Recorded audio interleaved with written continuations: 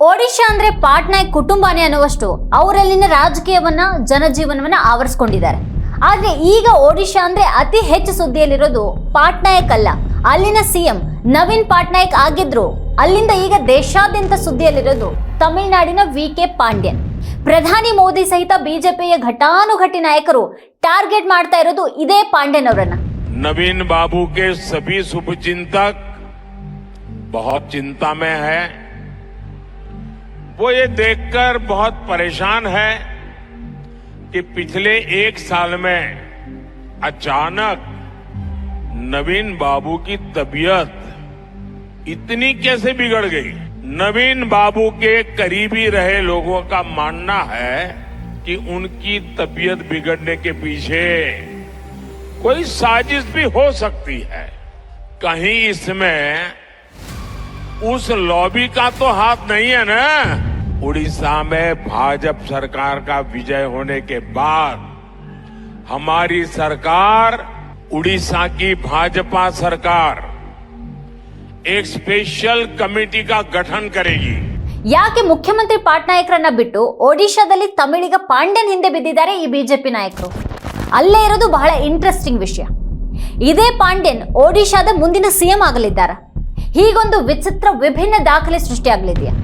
ಈ ತಮಿಳಿಗ ಪಾಂಡ್ಯನ್ ಒಡಿಶಾಕ್ಕೆ ಹೋಗಿ ಅಲ್ಲಿನ ರಾಜಕೀಯವನ್ನ ಹಾಗೂ ಇಡೀ ಸರ್ಕಾರವನ್ನ ನಿಯಂತ್ರಿಸುವಷ್ಟು ಪ್ರಭಾವಿ ಆಗಿದೆ ಹೇಗೆ?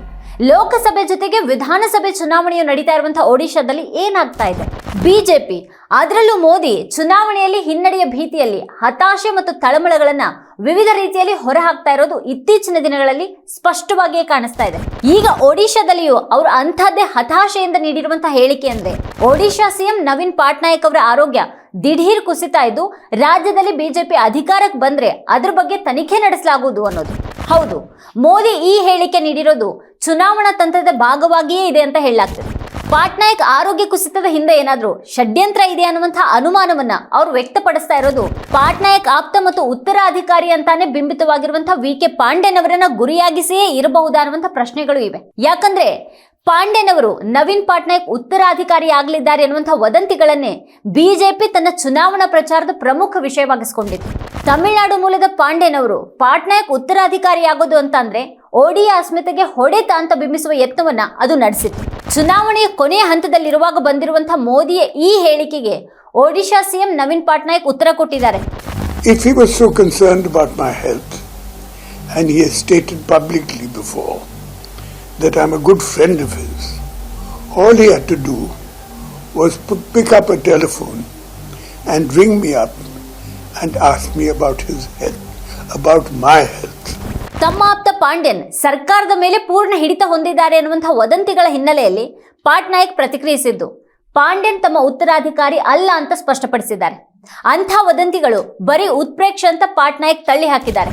ಅಲ್ಲದೆ ತಾವು ತುಂಬಾ ಆರೋಗ್ಯದಿಂದ ಇರೋದಾಗಿಯೂ ರಾಜ್ಯದ ಜನರ ಸೇವೆಯನ್ನು ಮುಂದುವರಿಸೋದಾಗಿಯೂ ಕೂಡ ಪಾಟ್ನಾಯಕ್ ಹೇಳಿದ್ದಾರೆ. ನಾನು ಪೂರ್ಣ ಆರೋಗ್ಯವಾಗಿದ್ದೇನೆ. ಕಳೆದ 1 ತಿಂಗಳಿನಿಂದ ರಾಜ್ಯದಲ್ಲಿ ಪ್ರಚಾರವನ್ನ ನಡೆಸ್ತಾ ಇದ್ದೀನಿ. ನಾನು ಅವರ ಉತ್ತಮ ಸ್ನೇಹಿತ ಅಂತ ಮೋದಿ ಈ ಹಿಂದೆನೆ ಬಹಿರಂಗವಾಗಿಯೇ ಹೇಳಿದ್ದಾರೆ. ಹಾಗಿದ್ರೆ ನನ್ನ ಆರೋಗ್ಯದ ಬಗ್ಗೆ ಸಾರ್ವಜನಿಕವಾಗಿ ಮಾತನಾಡೋದ್ರ ಬದಲು ವೈಯಕ್ತಿಕವಾಗಿ ವಿಚಾರಿಸಬಹುದಿತ್ತು. ಒಡಿಶಾ ಮತ್ತು ದೆಹಲಿಯ ಹಲವಾರು ಬಿಜೆಪಿ ನಾಯಕರು ನನ್ನ ಆರೋಗ್ಯದ ಬಗ್ಗೆ ವದಂತಿಗಳನ್ನ ಹರಡ್ತಾ ಇದ್ದಾರೆ ಅಂತ ಪಾಟ್ನಾಯಕ್ ಟೀಕೆ ಮಾಡಿದ್ದಾರೆ. ಪಾಟ್ನಾಯಕ್ ಅವರ ಚುನಾವಣಾ ರ್ಯಾಲಿಯಲ್ಲಿ ಅವರ ನಡುತ್ತಾ ಇರುವಂತಹ ಕೈಗಳನ್ನ ಆಪ್ತ ಮತ್ತು ಬಿಜೆಡಿ ನಾಯಕ ಪಾಂಡ್ಯನ್ ಹಿಡಿದಿದ್ದಂತಹ ವಿಡಿಯೋ ವೈರಲ್ ಆಗಿತ್ತು.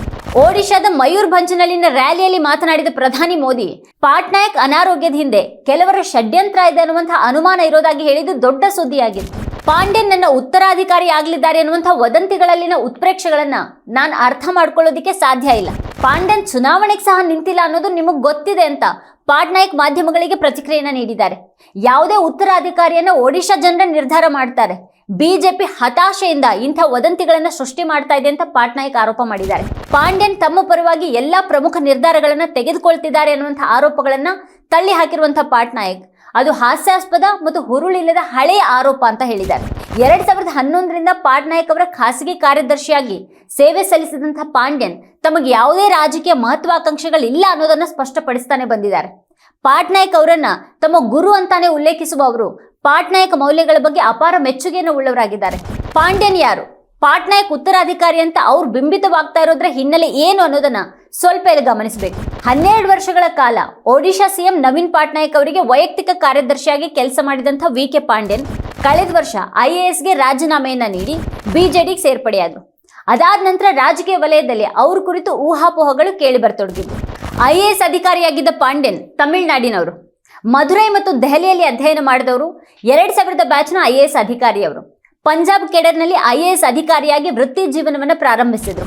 ಅದಾದ ನಂತರ ಒಡಿಶಾದ IAS ಅಧಿಕಾರಿಯಾಗಿ ಸುಜಾತಾ ಅವರನ್ನ ವಿವಾಹ ಆದ ಬಳಿಕ ಒಡಿಶಾ ಕೇಡರ್ಗೆ ಬದಲಾದರು. 2023ರಲ್ಲಿ IAS ಅಧಿಕಾರಿ ಹುದ್ದೆಯಿಂದ ಸ್ವಯಂ ನಿವೃತ್ತಿ ಪಡೆದ ಬಳಿಕ 2023ರ ನವೆಂಬರ್ 27ರಂದು ಬಿಜೆಡಿಗೆ ಸೇರ್ಪಡೆಯಾದರು. ಅದಕ್ಕೂ ಮೊದಲು ಅಕ್ಟೋಬರ್ನಲ್ಲಿ ಪಾಂಡ್ಯನ್ರನ್ನ ರಾಜ್ಯ ಸರ್ಕಾರದ ಆಡಳಿತ ಸುಧಾರಣಾ ಯೋಜನೆ 5T ಇದರ ಅಧ್ಯಕ್ಷರಾಗಿ ನೇಮಿಸಿ ಸಂಪುಟ ದರ್ಜೆ ಸ್ಥಾನಮಾನವನ್ನು ಕೊಡಲಾಗಿತ್ತು. IAS ಅಧಿಕಾರಿಯಾಗಿ ಒಡಿಶಾದಲ್ಲಿ ತಮ್ಮ ದಕ್ಷತೆಯ ಕಾರಣದಿಂದ ಹಲವಾರು ಮಹತ್ವಪೂರ್ಣ ಕೆಲಸಗಳಿಂದ ಗಮನ ಸೆಳೆದಿದ್ದವರು ಪಾಂಡ್ಯನ್. 2011ರಿಂದ ನವೀನ್ ಪಟ್ನಾಯಕ್ ಅವರ ಖಾಸಗಿ ಕಾರ್ಯದರ್ಶಿಯಾಗಿ ನೇಮಕಗೊಂಡವರು 2023ರವರೆಗೆ ಅದೇ ಹುದ್ದೆಯಲ್ಲಿ ಮುಂದುವರೆದಿದ್ರು.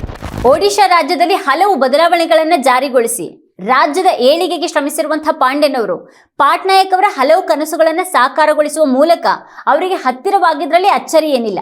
ಸ್ವಯಂ ನಿವೃತ್ತಿಯ ನಂತರ ಸದ್ಯ ರಾಜಕೀಯದಲ್ಲಿದ್ರು ಅವ್ರು ಚುನಾವಣಾ ರಾಜಕಾರಣಕ್ಕೆ ಇಳಿದಿಲ್ಲ ಅನ್ನೋದು ಕೂಡ ಇಲ್ಲಿ ಗಮನಾರ್ಹ. ಆದ್ರೆ ತಮಿಳುನಾಡಿನವರಾದಂತಹ ಪಾಂಡ್ಯನ್ ಅವರಿಗೆ ಪಟ್ನಾಯಕ್ ಹಾಗೂ ಬಿಜೆಡಿ ಮಣೆ ಹಾಕ್ತಾ ಇರೋದ್ರ ಬಗ್ಗೆ ರಾಜಕೀಯ ವಲಯದಲ್ಲಿ ಅಪಸ್ವರ ಕೇಳಿಬಂದಿರೋದು ನಿಜ. ಬಿಜೆಪಿ ಇದ್ರ ಬಗ್ಗೆ ಒಡಿಯಾ ಅಸ್ಮಿತೆಯನ್ನ ಪ್ರಸ್ತಾಪಿಸುತ್ತಾ ತಕರಾರು ತೆಗಿತಾ ಇದ್ದು ತನ್ನ ರಾಜಕೀಯಕ್ಕೆ ಇದನ್ನು ಬಳಸ್ಕೊಳ್ತಾ ಇದೆ. ಈ ಚುನಾವಣೆಯಲ್ಲಿ ಪ್ರಚಾರದ ಹೊತ್ತಿನಲ್ಲಿ ಪಾಂಡ್ಯನ್ ವಿರುದ್ಧ ದಾಳಿ ಮಾಡಿದಂತಹ ಬಿಜೆಪಿಗರು ಒಬ್ಬಿಬ್ಬರಲ್ಲ.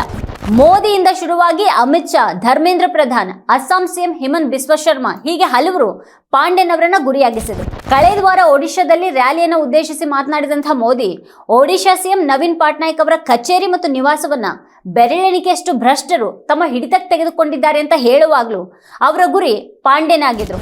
ಅದಾದ 2 ದಿನಗಳ ನಂತರ ಅಸ್ಸಾಂ ಸಿಎಂ ಶರ್ಮಾ ಆರೋಪಿಸಿದ್ದಂತೂ ಪಾಂಡ್ಯನ್ ಅವರನ್ನ ಇರಿಯುವ ಹಾಗಿತ್ತು. ಪಟ್ನಾಯಕ್ ಅವರು ಒತ್ತೆಯಾಳುವಿನ ಹಾಗಾಗಿದ್ದಾರೆ, ಅವ್ರು ಚೆನ್ನಾಗಿದ್ದಾರೋ ಇಲ್ವೋ ಯಾರಿಗೂ ತಿಳಿದಿಲ್ಲ ಅಂತ ಶರ್ಮಾ ದೂಷಿಸಿದ್ರು. ಅಮಿತ್ ಶಾ ಕೂಡ ನವೀನ್ ಪಟ್ನಾಯಕ್ ಅಸ್ವಸ್ಥರಾಗಿದ್ದಾರೆ, ಅವರು ಸರ್ಕಾರವನ್ನ ನಡೆಸ್ತಾ ಇಲ್ಲ, ತಮಿಳು ವ್ಯಕ್ತಿಯೊಬ್ಬರು ಸರ್ಕಾರವನ್ನ ನಡೆಸ್ತಾರೆ ಅಂತ ಆರೋಪಿಸಿದ್ದು ಆಯ್ತು.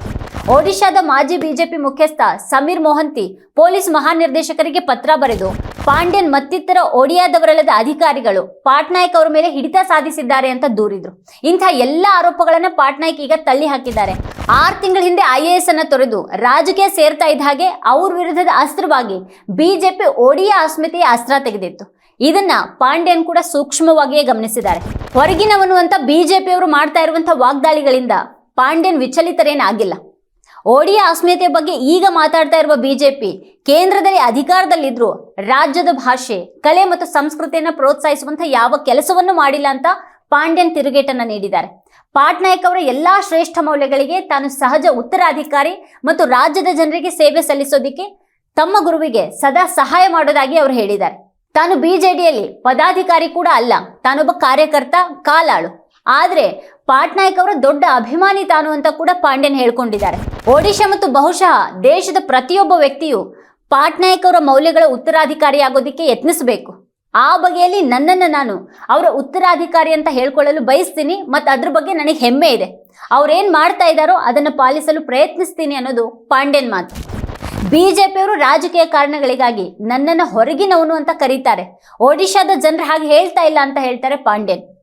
1/4 ಶತಮಾನದಿಂದ ಒಡಿಶಾದಲ್ಲಿ ಕೆಲಸ ಮಾಡಿದ್ದೀನಿ, ಒಡಿಶಾದ ಜನರು ನನ್ನನ್ನ ಅವರಲ್ಲಿ ಒಬ್ಬನಂತೆ ಕಂಡಿದ್ದಾರೆ ಅನ್ನುವಂಥ ಪಾಂಡ್ಯನ್ ಒಡಿಯಾವನ್ನ ನಿರರ್ಗಳವಾಗಿ ಮಾತಾಡ್ತಾರೆ. ಅವರು ತಮ್ಮ ಭಾಷಣವನ್ನ ಶುರು ಮಾಡೋದಾಗ್ಲಿ ಮುಗಿಸೋದಾಗ್ಲಿ ಜೈ ಜಗನ್ನಾಥ್ ಅನ್ನೋದ್ರೊಂದಿಗೆ ವೇದಿಕೆಗೆ ಏರೋ ಮೊದಲು ಯಾವಾಗಲೂ ತಮ್ಮ ಚಪ್ಪಲಿಯನ್ನ ತೆಗೆದಿಡ್ತಾರೆ. ತಾನು ಸೂಪರ್ ಸ್ಟಾರ್ ಅಥವಾ ಶ್ರೇಷ್ಠ ಕ್ರಿಕೆಟಿಗ ಅಥವಾ ಇನ್ಯಾರೂ ಅಲ್ಲ, ಕೇವಲ ಕಾರ್ಯಕರ್ತ. ಆದ್ರೆ ಜನರ ಪ್ರೀತಿ ಮತ್ತು ವಾತ್ಸಲ್ಯ ತನ್ನ ಮೇಲಿದೆ ಅಂತ ಹೇಳ್ತಾರೆ. ನವೀನ್ ಪಟ್ನಾಯಕ್ ಅವರಿಗೆ ಅಪಾರ ಜನಮನ್ನಣೆ ಇದೆ ಅನ್ನೋದು ಬಿಜೆಪಿ ಗೊತ್ತು. ಪಟ್ನಾಯಕ್ ಅವರ ಸಹಾಯಕ್ಕಿರುವಂತಹ ನನ್ನನ್ನ ದೈಹಿಕವಾಗಿ, ಮಾನಸಿಕವಾಗಿ ಅಥವಾ ಇನ್ಯಾವುದೋ ರೀತಿಯಲ್ಲಿ ಕುಗ್ಗಿಸೋದಕ್ಕೆ ಬಿಜೆಪಿಯವರು ಸದಾ ನನ್ನ ಮೇಲೆ ದಾಳಿ ನಡೆಸಲೇ ಇರ್ತಾರೆ ಅನ್ನೋದು ಪಾಂಡ್ಯನ್ ಆರೋಪ. ಆದ್ರೆ ಜನರ ಪ್ರೀತಿಯ ರಕ್ಷಣೆ ಇರೋದ್ರಿಂದ ಬಿಜೆಪಿಯವರ ದಾಳಿ ನನ್ನನ್ನು ಏನೂ ಮಾಡಲಾರದು. ಪಟ್ನಾಯಕ್ ಅವರು ಮಾಡಿರುವಂತಹ ಕೆಲಸಗಳಿಗಾಗಿ ಜನರು ಅವರನ್ನ ಪ್ರೀತಿಸ್ತಾರೆ. ನನ್ನನ್ನ ಅವ್ರ ಕಾಲಾಳು ಅಂತ ಜನ ನೋಡೋದ್ರಿಂದ ನನಗೂ ಅವ್ರ ಪ್ರೀತಿ ಸಿಗ್ತಾ ಇದೆ ಅನ್ನೋದು ಪಾಂಡ್ಯನ್ ವಿನಯಪೂರ್ವಕವಾದಂಥ ಮಾತು. 5 ಅವಧಿಗೆ ಒಬ್ಬರೇ ಸಿಎಂ ಆಗಿರುವ ಒಡಿಶಾದಲ್ಲಿ ಅಷ್ಟೇ ಸಮಯದಿಂದ ಅದೇ ನೆಲದಲ್ಲಿ ಅಧಿಕಾರಿಯಾಗಿ ಕೆಲಸ ಮಾಡಿದ್ದ ಪಾಂಡ್ಯನ್ ವಿರುದ್ಧ ಬಿಜೆಪಿ ಓಡಿಯಾ ಅಸ್ಮಿತೆ ಅಸ್ತ್ರವನ್ನ ಯಾಕೆ ಬಳಸ್ತಾ ಇದೆ? ವೈಯಕ್ತಿಕ ಇಮೇಜ್ ಮತ್ತು ಜನಪ್ರಿಯತೆ ವಿಷಯಕ್ಕೆ ಬಂದ್ರೆ ಒಡಿಶಾದಲ್ಲಿ ಪಾಟ್ನಾಯಕ್ ವಿರುದ್ಧ ಮಾತಾಡೋರೇ ಇಲ್ಲ. ಬಹುಶಃ ಮೋದಿಯನ್ನು ಕೂಡ ಮೀರಿಸುವಂತಹ ವರ್ಚಸ್ಸು ಒಡಿಶಾದಲ್ಲಿ ಅವರಿಗಿದೆ. ಅಂಥ ಪಾಟ್ನಾಯಕ್ ಅವರನ್ನ ಅವರ ವಯಸ್ಸು ಮತ್ತು ಆರೋಗ್ಯದ ಕಾರಣಕ್ಕೆ ನಿವೃತ್ತರಾಗುವಂತೆ ಶಾಕ್ ಕೇಳಿದ್ರು. ಪಾಟ್ನಾಯಕ್ ಅವರಿಗೆ ಈಗ 77 ವರ್ಷ ವಯಸ್ಸು. ಪಾಟ್ನಾಯಕ್ ಅವರನ್ನ ತನ್ನ ಸ್ನೇಹಿತ ಅಂತ ಫೆಬ್ರವರಿಯಲ್ಲಿ ಮೋದಿ ಕರೆದಿದ್ರು. ಜನಪ್ರಿಯ ಸಿಎಂ ಅಂತ ಮಾರ್ಚ್ನಲ್ಲಿ ಅವರೇ ಹಾಡಿ ಹೋಗಳಿದ್ರು. ಏಪ್ರಿಲ್ನಲ್ಲಿ ಬಿಜೆಪಿ ಮತ್ತು ಬಿಜೆಡಿ ನಡುವೆ ಚುನಾವಣಾ ಮೈತ್ರಿಗಾಗಿ ಮಾತುಕತೆ ನಡೆದಿತ್ತು. ಇದೆಲ್ಲದರ ಬಳಿಕ ಮೇ ತಿಂಗಳಿನಲ್ಲಿ ಅದೇ ಬಿಜೆಪಿಯ ಮಂದಿ ಪಾಟ್ನಾಯಕ್ ಅವರ ವಿರುದ್ಧ ತಿರುಗಿ ಬಿದ್ದವರಂತೆ ಮಾತಾಡ್ತಾ ಇರೋದು ಯಾಕೆ ಅನ್ನೋದನ್ನ ಅರ್ಥ ಮಾಡ್ಕೊಳ್ಬಹುದು. ಯಾರಾದ್ರೂ ಅವ್ರ ಜೊತೆಗೆ ಹೋದ್ರೆ ಎಲ್ಲಾನು ಸರಿ, ಹೋಗದೆ ಇದ್ರೆ ಅಂಥವ್ರನ್ನ ಬಿಜೆಪಿ ಶತ್ರುಗಳಂತ ನೋಡೋದು ಅದರ ಹಳೆ ಚಾಳಿನೇ ಆಗಿದೆ. ಪಾಟ್ನಾಯಕ್ ಮತ್ತವ್ರ ಜೊತೆಗೆ ಪಾಂಡ್ಯನೀಗ ಬಿಜೆಪಿಯ ಟಾರ್ಗೆಟ್ ಆಗಿದ್ದಾರೆ. ಪಾಂಡ್ಯನ್ ಮೇಲಿನ ಬಿಜೆಪಿ ದಾಳಿಯ ಹಿಂದೆ ದೊಡ್ಡ ಕಥೆನೇ ಇದೆ. ಪಾಟ್ನಾಯಕ್ ಅವರ ಉತ್ತರಾಧಿಕಾರಿ ಅವರಾಗ್ತಾರೆ ಅನ್ನೋದು ಒಡಿಶಾದಲ್ಲಿ ಬಿಜೆಪಿಗೆ ಹೊಡೆತ ಕೊಡುವಂಥ ಸಾಧ್ಯತೆನೇ ಹೆಚ್ಚಿದೆ. ಅಂಥದ್ದೊಂದು ಸಾಧ್ಯತೆನೇ ಬಿಜೆಪಿಯನ್ನ ಭಯದಲ್ಲಿ ಬೀಳಿಸಿದೆ. 2019ರ ಚುನಾವಣೆಗೂ ಮೊದಲೇ ಬಿಜೆಡಿಗೆ ಸವಾಲಾಗಿ ಬಿಜೆಪಿ ನಿಂತಿತ್ತು. ಯಾವಾಗ ಪಾಟ್ನಾಯಕ್ ಅವರ ಕೈ ಮೇಲಾಯಿತು ಆಗ ಆಕ್ರಮಣವನ್ನು ಕೈಬಿಟ್ಟಂಥ ಬಿಜೆಪಿ ಮಿತ್ರತ್ವಕ್ಕೆ ಮುಂದಾಯಿತು.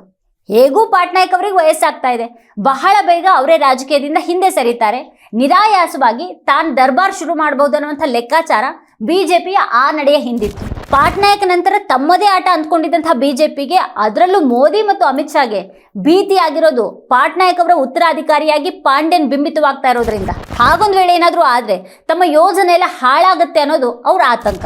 2011ರಿಂದ ಪಾಟ್ನಾಯಕ್ ಅವರೊಡನೆ ಅವ್ರ ನೆರಳಿನಂತೆ ಇರುವಂತಹ ಪಾಂಡ್ಯನ್ ಗುರು ಮತ್ತು ದೊಡ್ಡ ಸ್ಫೂರ್ತಿ ಅಂತ ಪಾಟ್ನಾಯಕ್ ಅವ್ರ ಬಗ್ಗೆ ಹೇಳ್ತಾ ಇದ್ದಾರೆ. ಈ ಗುರು ಶಿಷ್ಯರಿಬ್ಬರ ನಡುವೆ ಬಿರುಕು ಮೂಡಿಸುವಂತ ಹಲವರ ಪ್ರಯತ್ನಗಳು ಯಾವತ್ತೂ ಕೂಡ ಕೈಗೂಡಿಲ್ಲ. ಒಡಿಶಾದ ಅಳಿಯನಾಗಿರುವ ಪಾಂಡ್ಯನ್ ಬಗ್ಗೆ ಒಡಿಶಾದ ಜನರಲ್ಲಿ ಪ್ರೀತಿನೂ ಇದೆ. ಇವೆಲ್ಲವೂ ಬಿಜೆಪಿಯನ್ನ ಹೆಚ್ಚು ಬಾಧಿಸತೊಡಗಿವೆ. ಅದರ ತಳಮಳವನ್ನ ಹೆಚ್ಚು ಮಾಡ್ತಾ ಇವೆ. ಒಡಿಶಾದ ಜನ ಪಾಂಡ್ಯನ್ ಅವರನ್ನ ನವೀನ್ ಬಾಬು ಅವರ ಮನುಷ್ಯ ಅಂತ ನೋಡ್ತಾರೆ. ಅವ್ರು ಹೊರಗಿನವರು ಅನ್ನುವಂಥ ಬಿಜೆಪಿ ತಕರಾರಿಗೂ ಕೂಡ ಖಡಕ್ ಆದಂಥ ಉತ್ತರ ಜನರ ಬಳಿ ಇದೆ. ಯಾರು ಹೊರಗಿನವರು? ವಾರಣಾಸಿಯಲ್ಲಿ ಮೋದಿ ಹೊರಗಿನವರ, ಪಾಂಡ್ಯನ್ ಅವರು ನವೀನ್ ಬಾಬು ಅವರ ನಂಬಿಗಸ್ತ ಮನುಷ್ಯ. ಭಾರತದಲ್ಲಿ ಹೊರಗಿನವರು ಯಾರು ಅನ್ನುವಂಥ ಉತ್ತರ ಜನರಿಂದ ಬರೋದಿದೆ. ರಾಜಕೀಯವಾಗಿ ಪಾಟ್ನಾಯಕ್ ಅವರ ಉತ್ತರಾಧಿಕಾರಿಯಾಗೋದಕ್ಕೆ ಪಾಂಡ್ಯನ್ ಬಯಸಿದ್ರ ಗೊತ್ತಿಲ್ಲ. ಜನರು ಮಾತ್ರ ಅವರನ್ನ ಪಾಟ್ನಾಯಕ್ ಅವರ ಉತ್ತರಾಧಿಕಾರಿಯಾಗಿ ನೋಡೋದಕ್ಕೆ ಆಗ್ಲೇ ಒಪ್ಕೊಂಡಿರುವಂತಹ ಸುಳಿವುಗಳು ಇವೆ. ಈ ನಡುವೆ ಜೂನ್ 9ರಂದು ಒಡಿಶಾದ ಜನರ ಹೃದಯದಲ್ಲಿ ನೆಲೆಸಿರುವ ಇಲ್ಲಿನ ಭೂಮಿ ಪುತ್ರನೇ ಹೊಸ ಸಿಎಂ ಆಗಿ ಪ್ರಮಾಣ ವಚನ ಸ್ವೀಕರಿಸ್ತಾರೆ ಅಂತ ಹೇಳಿದ್ದಾರೆ ಪಾಂಡ್ಯನ್. ಇದೇ ಪಾಂಡ್ಯನ್ ಅವರ ಬಗೆಗಿನ ಬಿಜೆಪಿ ಅಸಹನೆಗೆ ಕಾರಣ ಆಗ್ತಿದೆ. ಒಡಿಶಾ ರಾಜಕಾರಣದಲ್ಲಿ ಮುಂದೇನಾಗಲಿದೆ ಅನ್ನೋದು ಈ ಹಿನ್ನೆಲೆಯಲ್ಲಿ ಬಹಳ ಕುತೂಹಲ ಮೂಡಿಸಿರುವಂತಹ ಪ್ರಶ್ನೆಯಾಗಿದೆ. ಇದೇ ಈ ಹೊತ್ತಿನ ವಿಶೇಷ. ನೋಡ್ತಾ ಇರಿ ವಾರ್ತಾಭಾರತಿ. ನೀವಿನ್ನು ವಾರ್ತಾಭಾರತಿ ಯೂಟ್ಯೂಬ್ ಚಾನಲ್ಗೆ ಸಬ್ಸ್ಕ್ರೈಬ್ ಆಗಿಲ್ಲ ಅಂದ್ರೆ ಕೂಡಲೇ ಸಬ್ಸ್ಕ್ರೈಬ್ ಆಗಿ, ಹಾಗೆ ಅಲ್ಲೇ ಪಕ್ಕದಲ್ಲಿರೋ ಬೆಲ್ ಐಕಾನ್ನ ಪ್ರೆಸ್ ಮಾಡಿ.